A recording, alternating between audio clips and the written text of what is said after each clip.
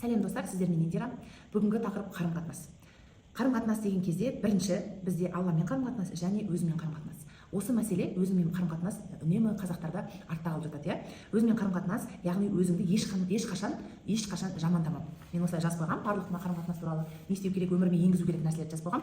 Алдыңғы видеоларды қарасаңыздар, өмірдің 5 саласына қатысты видеолар бар, соны көріп, подписация етіп, астына өзіңіздің пікіріңізді жазып кетсеңіз өте күшті болатын еді. Енді қараңыздар, қарым-қатынас. Бірінші өзіңмен қарым-қатынас. Өзіңді ешқашан жамандамау, жаман ой ойламау. Өзіңе ана жерің дұрыс емес, мына жерің дұрыс емес, сен мынандайсың, қолынан дым келмейді деп орысша айтқан кезде самокритика жасамау, және тек еркелету. Күнде әдемісің, күнде айнаға қарап айту, Мысалы Баян Алагөзова өзін күнде таңертеңгісін тұрған кезде ну что за красавица деп өзін мақтайды екен. Енді күлкілі болуы мүмкін, бірақ дегенмен де бұл да адамның өзінің самооценкасын дейді ғой, өз-өзін бағалауын көтеруі мүмкін деп ойлаймын. Мен бұны айына бір рет есіме түскен кезде ғана жасап жүрмін, бірақ өмірімде енгіземін деген ойдамын. Кейінгі кездерде мен өз-өзімді жазғырмаймын. Яғни болды, жарайды, бұл өткен шақ, қайтадан басынан бастаймыз деп, қайтадан басынан бастап жасаймын. Екінші ол жақындарыңмен қарым-қатынас. Бірінші, егер сіз тұрмыста болатын болсаңыз жолдасыңызбен, егер тұрмыста болмайтын болсаңыз әке-шешеңізбен қарым-қатынасты жөндеу керек, Енді қараңыздар, жолдасымен қарым-қатынас, мен айына бір рет оны кездесуге шақыру, яғни тек екеуміз ғана. Басқа ешкім жоқ, солай жасау керек. Бізде 4 бала болғандықтан кейде үлгермей жатамыз. Бірақ айына бір рет балалармен бір жерге бару, саябаққа болсын, әйтеуір бір жерге барамыз. Бұйырса осы айдың аяғында біз Түркістанға барамыз деп жоспарлап отырмыз. Бала-шағамызбен барлығымыз өте жағымды.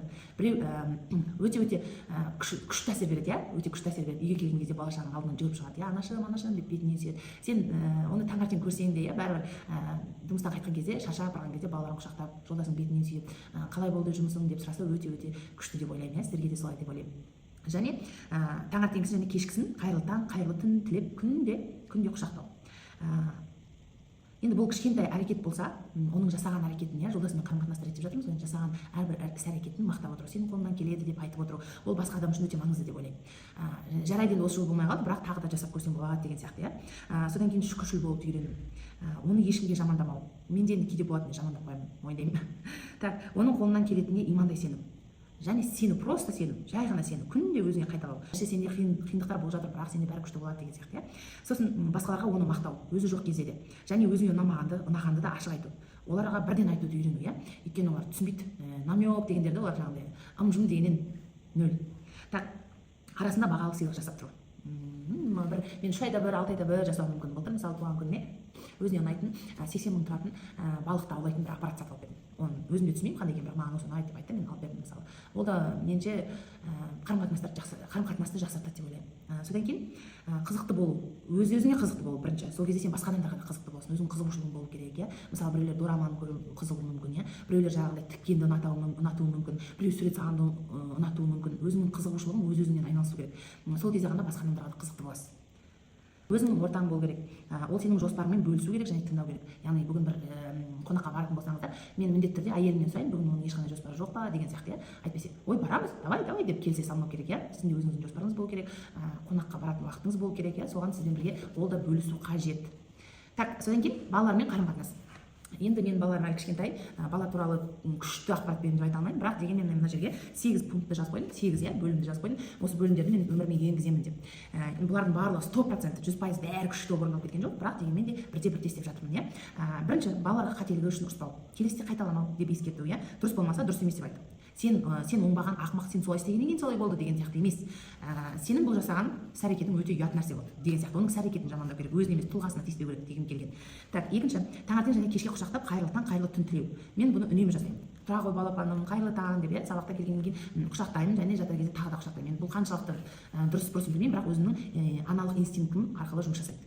Үшінші, балаға күніне 10 минут уақыт бөлу. Жағдайын сұрау, күнің қалай өтті, не істедің, не сезініп тұрсың, бәрі жақсы ма, бүгін сабағың қалай болды, ешкім тиіскен жоқ па деп мен үлкен балаларымнан сұраймын, өйткені қазір онда менен сұраймын, себебі ода қазір переходной возраст дейді ғой, орысша айтқан кезде, сондай жаста. Сол үшін оның әрбір қимылын, іс-әрекетін, көңіл күйін қарау менің мойнымда.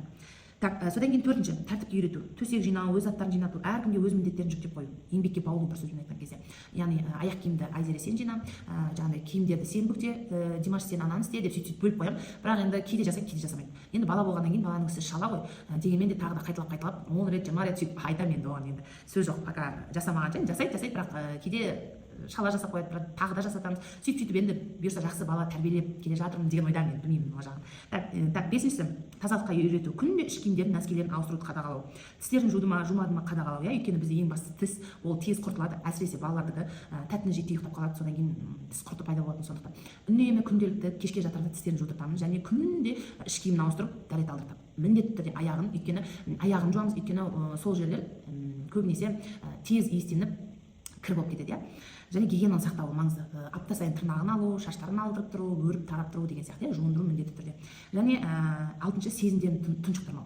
Бұл енді бізде өте қазақи менталитетте өте артта келе жатқан. Жылайын деп тұрған бала, жылама мен саған жау өзіңді деп үйретеді ғой бізде енді. Деп аяқтары тұтығып жылай да алмай қалады ғой, ішінде қалып кетеді деп ойлаймын да енді өзім. Кейінгі психологтарды оқып алғаннан кейін жылағың келіп тұрма, қай жерің өзің де мысалы бір жеріңді соғып алсаң қатты ауырып тұрса, бізде мама дейді, өле қал деп ұрсады. Тағы жатпадың ба, бүйтпедің ба деп. Енді оның бәрі постсоветтік кездегі нәрселер ғой. Бірақ дегенмен кейінгі балаларға мысалы өзің де бір жеріңді соғып алсаң, сені біреу құшақтап жылы сөз айтқан қалайсың ғой. Мен мысалы өзім жеке басым сондай да, бірдеңе қатты ұрып алдым, оның үстіне келіп тағы бүйтпедің ба, тағы сөйтпедің ба десең біртүрлі ғой. Сондықтан мен балаларым ұрып алдың ба, жарайды, кеш бері кел, кеш деп құшақтап несем, жылап уже күшті болып қалады. Содан кейін қайтадан ойнап кетеді. Сосын үнемі сүйемін, қай жеріңді ауырып қалдың, қатты ауырып кетті ма деп байқап жүрмейсің ба деген сияқты сөйтіп айтамын шамам келгенше. Содан кейін 7, жаңа бір нәрсе үйрену. Айына бір жаңа нәрсені апару, ойын ойнату, жаңағыдай бірдеңе пісіру бірге. Біз енді оны да жасап жүрміз. Бірге қызым мысалы печенье сияқты нәрселерді пісіреді. Сосын неше түрлі жасаймыз енді игра в кальмары дегенді жасаймыз. Алдыңғы аптада сөйтіп жасаймыз деп қолын күйдіріп, саусағын былай күйдіріп алып қатты қантты езіп жасағаннан енді ол өте денсаулыққа зиян. Көбінесе сосын айттым, мен бұны ойнамай ақ қояйықшы, давай басқа ойнаймыз деп. Енді бұйырса солай бірте-бірте күнде мысалы балаларға куклаларына киім тігу деген сияқты бірге сурет салу, бірге кино көру, оның барлығы баламен өткізген уақыт өте маңызды деп ойлаймын. Енді балада мен күшті эксперт емеспін, психолог емеспін, бірақ дегенмен сондай көңіл бөлу баланың тұлғалық қалыптасуына өте жақсы әсер етеді деген ойдамын. Так, 8-ші бір-біріне мақтау. Бұл пункт өте күшті жұмыс жасайды. Себебі практикада мен жасап көрдім, бір-біріне мақтау, бір-біріне махаббатын ашу бір сөзбен айтқан кезде. Әне қараш, сенің ағаң сені жақсы көреді. Әне қараш, сенің қарындасың сені жақсы көреді. Әне қараш, ол сенің жағдайыңды ойлап сөйтіп тұр деген сияқты. Сонда олардың бір-біріне деген өшпенділіктері азайып, бір-біріне деген махаббаттары арта береді. Менің принципім осы, үшеуі бауырмалдыққа үйретеді деп ойлаймын. Осы 8 принципті мен өмірімде ұстануға тырысамын.